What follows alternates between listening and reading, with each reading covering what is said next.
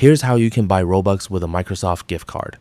First, open the Microsoft Store and make sure you're signed in to the Microsoft account that you want to use. Select your profile, then choose Redeem Code or redeem a gift card. Enter the gift card code and confirm the redemption. The value will be added to your Microsoft account balance. Next, make sure you have the Roblox app installed from the Microsoft Store on your Windows PC. Open Roblox and sign in to the account where you want the Robux. Once Roblox is open, select the Robux icon at the top of the screen. Choose the Robux amount you want to purchase and continue to checkout. When the payment options appear, select your Microsoft account balance if it's available. Microsoft uses your account balance toward eligible Microsoft Store purchases. Confirm the purchase, and once it's completed, the Robux should be added to your Roblox account.